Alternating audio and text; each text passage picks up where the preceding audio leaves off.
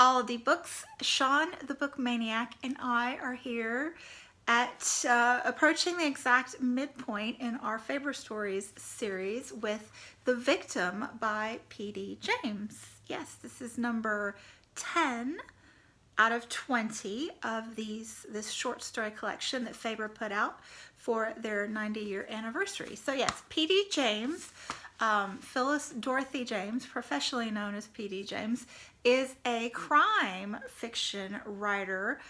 I have actually read her before. I read her last year, the year before, with Adam from Memento Mori. He was doing his book to film series, and I read The Children of Men, which is a little more of a dystopian novel. Really enjoyed it.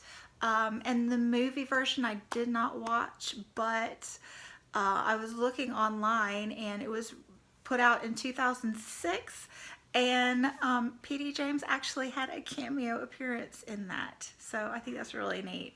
Yeah, so anyway, Phyllis Dorothy led a rich life, I would say. She had to leave school at 16, I think they said, to help support the family, and because her dad didn't believe in higher education for girls. But she went on to marry, and her husband was institutionalized with mental illness after World War II. So Miss James ended up working her adult life as well to support the family. So I have a great appreciation for working moms myself. Yes, she got involved with the NHS and then continued in government service as a civil service worker with the crime unit, and there were some politics involved along the way, but I'm not knowledgeable enough on British politics in the UK to comment on that. But a working woman, and pulled from her life experiences with her work. So yes, she was most well known for a crime series starring Adam, I think Danglish was his last name. But yes, a criminal investigator and a poet. How cool is that? Who worked for the New Scotland Yard. So those of you interested in crime and mysteries may want to investigate. This story, I'm not a big mystery reader, but when I was reading the front flap, it says, "In The Victim, the late great P.D. James unerringly takes us inside the mind of her narrator, a man with a patient and methodical plan for revenge." When I read that, I don't know why, but I right away thought of The Cask of Amontillado. And then that was further drawn in when, you know, the protagonist is, well, one of the main characters, I should say, Princess Ilsa Mancelli. So we're continuing with that Italian theme. And then when I read about her and her glamorous life on the first couple pages, I thought, well, I'm getting some The Seven Husbands of Evelyn Hugo vibes from the story as well. Anyway, I've read the first 10 pages thus far, and it's written in the mind of this man. It's Ilsa's first husband, if you want to know.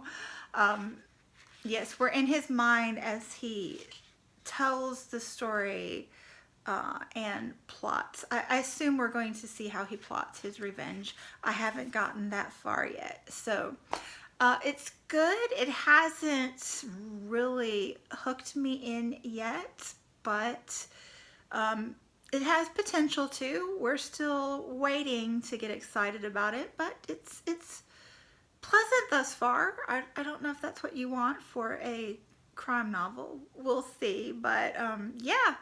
What do you think? What are your first impressions, Shawn? Anything intriguing for you? Hey, Doris. Well, thanks for that great introduction. I didn't know anything about her, and her life sounded very interesting.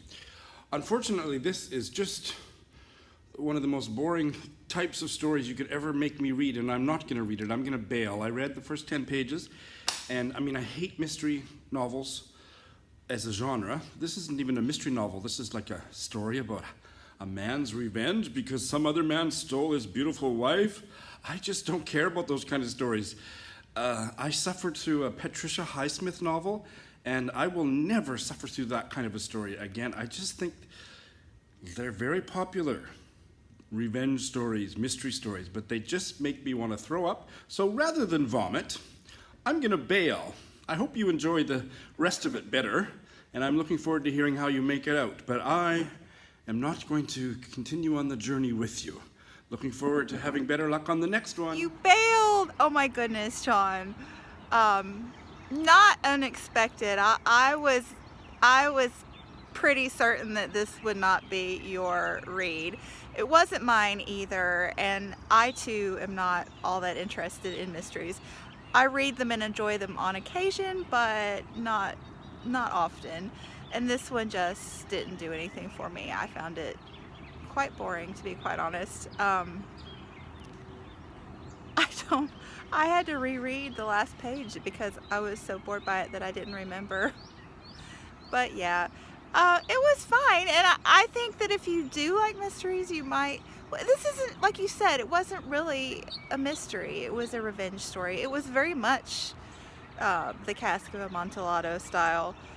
So if you liked that, you might like this. Anyway, done with it. On to the second half. Mine should be coming in the mail probably this week. So looking forward to having 10 more of these little beauties to enjoy with you. Chat with you soon. Bye.